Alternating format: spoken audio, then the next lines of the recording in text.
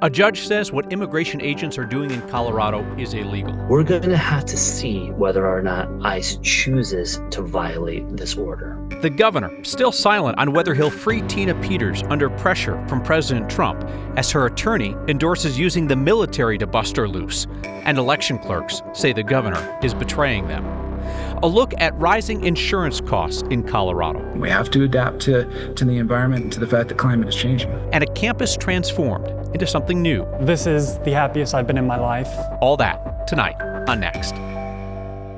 A federal judge has ruled that ICE is arresting people illegally in Colorado, skipping basic required steps to take people into custody without a warrant.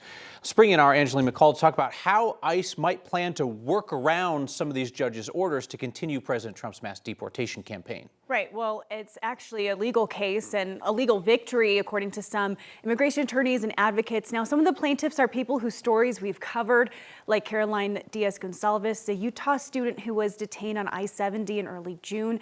A Mesa County deputy was accused of violating state law. In her case, ICE wasn't looking for her, didn't have a warrant or go through some of the steps they needed to in order to carry out an arrest. That's exactly the kind of cases that the attorneys behind this lawsuit say they are seeing over and over again.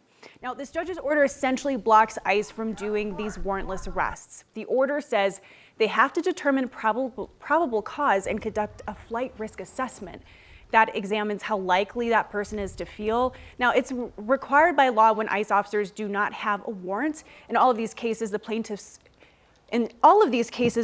plaintiffs, the assessment was not done. Therefore, the judge ordered that those arrests were unlawful. The judge noted that this is an ongoing pattern. Attorneys say this federal precedent has been in law for decades. Law for 70 years. And it was put into the law as a system of checks and balances to make sure that ICE wouldn't engage in unlawful arrests like profiling people, random stops, ginning up pretexts to stop and arrest people, which we have seen unfold in cities around the state and around the country for the last 9 months. DHS called this a, quote, activist ruling to hamstring the Trump administration from fulfilling the president's mandate to deport the worst of the worst criminals. They said the allegations that DHS engages in racially profiling is disgusting and categorically false, saying there are no indiscriminate stops being made. And we can expect more litigation as well on this. So I feel like, Angeline, this speaks to the fundamental question a lot of people have about how immigration enforcement is working under the Trump administration, where the promise was we're going to go out and we're going to target the worst of the worst and we're going to get them, versus what we see playing out on video, which is, well, we didn't find that guy, but we just grabbed a bunch of other people that were standing around. Yeah, those are called collateral arrests. And now Hahn says that he's hopeful, but worried that ICE will not comply with the law in this ruling. With that being said, Kyle, it remains to be seen how much of an impact this actually has. ICE officers have the ability to write an administrative warrant on scene if they have probable cause, which could make it easy for them to skirt around some of these rules. Angeline McCall, thank you for that update. Tina Peters' attorney is calling for President Trump to use the military to free Peters from a prison in Colorado. This comes as a bipartisan group of election clerks in Colorado says Democratic Governor Jared Polis's indecision on whether to give in to Trump on this issue and free the former election clerk convicted of breaching election security is an insult to election workers and voters. Are you saying that you believe the president should call out the 101st Airborne? They should go to her prison in Colorado and say, hey, boys, the pros from Dover are here, back off. We're taking Tina Peters and we're going to take her today. Do I think that it should be done? For who I am, yeah, I'd love to see that happen. Tina Peters' attorney endorsing a military raid to free her from prison in Colorado follows escalating rhetoric on the far right. And frankly, I think violence is probably the only solution at this point. This week, MAGA podcaster Joe Oltmann from Douglas County called for the execution of Colorado Governor Jared Polis and others. I think all these people should be tried for treason and hung. I think Jared Polis should be hung. I think Jenna Griswold should be hung. I think Phil Weiser should be hung. I think they should hang by their neck until dead. Oltmann is influential with Colorado Republican leaders and is a close ally of Peters. Tina Peters should be out of prison right now. She should not have to serve another day there. And you know what it's going to take? I think it's going to take somebody doing something very drastic. a group of people doing something drastic to let them know that they don't have any peace. Governor Polis has been silent in response to our questions about whether he'll turn Peters over to her friends in the Trump administration, 1 year into her 9-year sentence for tampering with election systems. His silence is deafening, and it's also offensive. It's deeply offensive to county clerks. It's deeply offensive to the Republicans and Democrats who serve as election judges and actually implement these elections. Molly Fitzpatrick is the Democratic clerk in Polis's Boulder County. Haley Johnson is the Republican clerk from Jackson County, who tearfully pleaded with Polis to keep Peters in prison. If you transfer Tina Peters to federal custody, you are making a statement that elected officials are above the law. This is a very dangerous precedent. I urge you, Governor Polis, stand with Colorado County clerks. Late this afternoon, the governor's office told us he would meet with those election clerks. Today, the State Department of Corrections fulfilled our open records request to see the Fed's letter asking to take custody of Tina Peters. Much of that letter was redacted. It was blacked out. The state told us it was not in the public interest for you to see it. The FBI wants to question Democrats in Congress, including Jason Crow from Colorado, for reminding members of the military that they can refuse illegal orders. President Trump suggested that those Democrats were committing sedition, punishable by death. The Democrats who have served in the military and intelligence agencies say they were just stating the law as it stands. They released a statement today saying that the FBI has reached out to them for interviews. They say Trump's using the FBI to intimidate members of Congress. Congressman Crow says he's received a surge in death threats following Trump's post suggesting that he should be executed. Colorado's hailstorms leave dents in our cars and in our wallets. Hail and wildfires are why insurance premiums are increasing across the state. Finding a solution to the higher costs isn't simple. Our Mark Salinger has that. In Colorado, fire and hail wreak havoc. We have to adapt to the environment and to the fact that climate is changing. The New York Times last week released an investigation showing the average homeowner's insurance premium in Colorado has more than doubled in the last decade.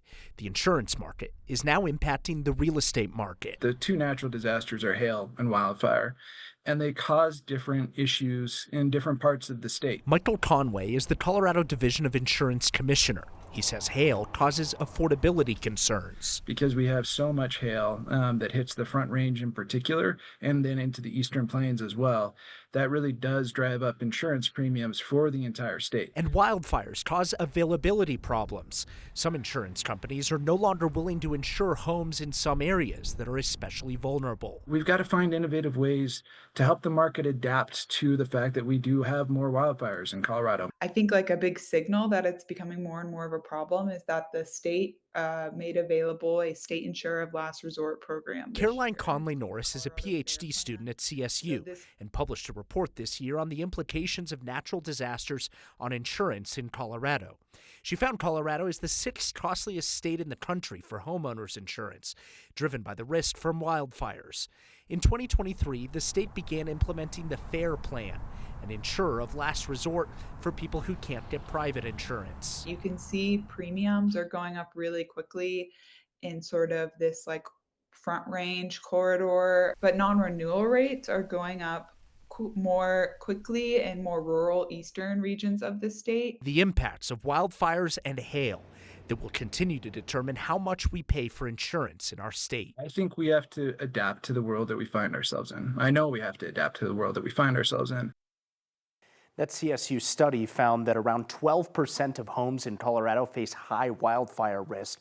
But events like the Marshall Fire taught us that even if you don't live on open space or even anywhere near a mountain, a fire that takes off in the right conditions can cause a massive urban wildfire pile that can't really be stopped. And also taught us the danger of underinsurance. Yeah, you look at the Marshall Fire, and people who even had insurance and their homes burned down soon realized that they didn't have enough insurance to replace their home and all the valuables that were inside. Another major problem in all of this. Mark Salinger, thank you.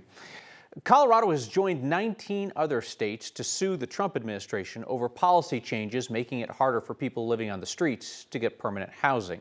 more than half of the 2026 funding for a federal program connecting the homeless with resources will be cut, and there are new work or service requirements. The new conditions also give the Department of Housing and Urban Development the ability to deny funding for an organization that acknowledges the existence of trans or non-binary people. The lawsuit claims the new conditions are unconstitutional, says the administration can impose new conditions on funding that Congress has already approved. Stock shows coming. Thousands of horses will be in town. Bad time for a horse herpes outbreak. The Thanksgiving travel rush is off to a rough start. The A-line is struggling. It does not appear to be RTD's fault. It's really a holistic place where so many opportunities are available to the community. A transformed campus where people can now live with less worry and plan for the future. Next. The National Western Stock Show is keeping a close eye on a horse herpes outbreak that has reached Colorado. This outbreak's connected to horses that competed in events in Texas and Oklahoma over the past several weeks. So far, there's only one confirmed case here. That horse traveled to Texas and then had a fever after returning to Larimer County. That horse then developed neurological symptoms. National Western Stock Show is a bit more than a month away. Thousands of horses will be there. The folks at the stock show told us tonight they're working with the state veterinarian to monitor the situation and prepare, and they will put additional measures in place if they think that's needed to protect horses. Equine herpes is highly contagious. It can have a mortality rate for horses as high as 30%.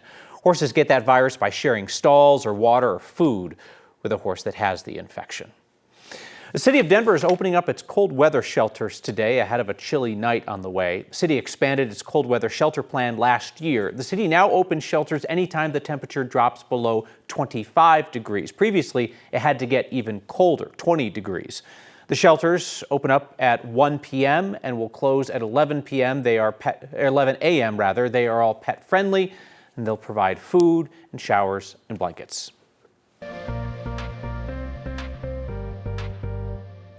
And that's such a great idea. We're on our way to another very cold night. Temperatures today held in the 40s, and we're going into the low and mid 20s tonight again.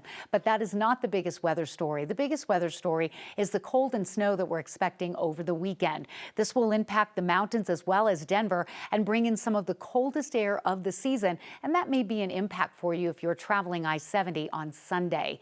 Temperatures currently in the 30s already, so we won't have far to go to drop into the 20s. At least the wind has come down a little bit, very gusty today, making it feel even colder than that Fahrenheit temperature in the 40s. One weather system moving out, the next one coming in tomorrow. Very similar forecast tomorrow. Windy in the foothills, dry in Denver, and a little tiny bit of snow on I-70, which is so fun to see. Not enough that we have any advisories for snow or travel, but an inch or so of snow from Steamboat to Aspen, Vail Pass, not out of the question. We are going to bottom out in the low to mid 20s in Denver tonight with clear skies. We have a cool day tomorrow, a warmer and really nice Thanksgiving Thursday. Temperatures close to 60 Friday ahead of the colder changes for the weekend. Highs in the 20s and 30s with a chance for accumulating snow in Denver by Sunday. How about a throwback for the real ones who enjoyed Next in the olden times? Is the A-line working today? Sort of. Which honestly is not great news considering it is one of the busiest travel days of the year out at the airport. Train to the Plains run a bit behind today. Here's the deal though, you cannot blame RTD for this. This is not like when Next came on the air and that train was a struggle bus. RTD says the issue today, thieves who stole copper wire at Clayton Crossing. So now there are signal problems at 4 crossings between York and Dahlia. Trains have to slow down, they have to stop at the crossings, they have to honk their little train horns. So these issues are causing 30-minute delays. The train usually runs every 15 minutes between Union Station and the airport. They've had to cancel trains to allow for extra time. They're now running every 30 minutes. They hope to be back on schedule tomorrow. Federal regulators are warning about the battery on a popular brand of e-bike that thousands of people in Denver bought as part of the city's e-bike rebate program. The Consumer Product Safety Commission says the lithium-ion batteries on Rad Power bikes can unexpectedly ignite and explode. They have 31 reports of fires. Now, the company disagrees with the regulators' assessments, but they couldn't reach terms on a recall. They're saying that the fires make up a fraction of the 1% of the actual batteries on the market. So Denver says 3,600 of the nearly 11,000 e-bike rebates they issued were for these rad bikes, about 35%. So there's a ton of these things floating around Denver. The company says that all lithium-ion batteries can pose a fire risk if they're damaged or exposed to water or high temperatures. So here's the deal. If you have one of those bikes, take a close look at the batteries. An old campus in Denver has taken on a new role to help the community. Hey, a reminder, you can catch Next streaming 6 p.m. weeknights on 9 News Plus, always free to watch there. And Next is a podcast each weeknight, wherever you get those. The old Johnson & Wales University campus in East Denver used to be a hub for culinary and hospitality students. Our Byron Reed shows us its transformation. An intersection is where pathways meet. And the old buildings at this crossing are giving people a fresh start. But it's giving me the resources I know when I feel it could enrich my life. Ava Freed is a student at Work Options. There's a lot of ways to cook, so there should be a lot of skills. A free culinary skills training program that's found a home in a familiar space. My parents were both caterers for a large section of their working life, and when I told them about the location and they asked about Johnson & Wales, I was able to hear stories about people who were in similar situations to mine. The nonprofit is located on the Mosaic Community Campus in Denver, a mixed-use space that combines workforce development, education, and affordable housing to help erase barriers. 40% of our students who go through our program are justice involved. And when we say justice involved, it's not always direct incarceration.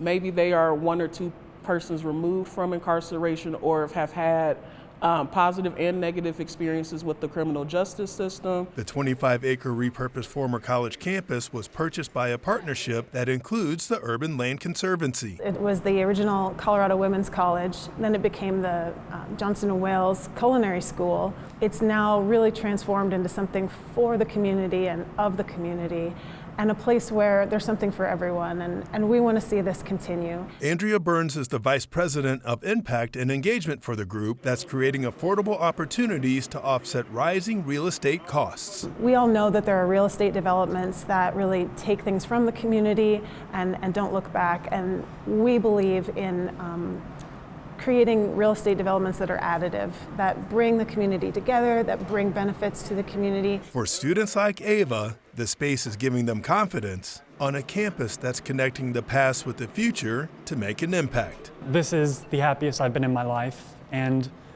for me to in such a short period of time be in one of my lowest lows and now feel confident, it's one word, it's empowering. For Next, just makes me excited for what comes after school. I'm Byron Reed. The Urban Land Conservancy says their buildings house 50 nonprofits that pay office lease rates that are 30% below market rate. They say that saved those nonprofit tenants $2.5 million in rent just last year. Savia's here with your feedback. We will have it for you next. Thank you.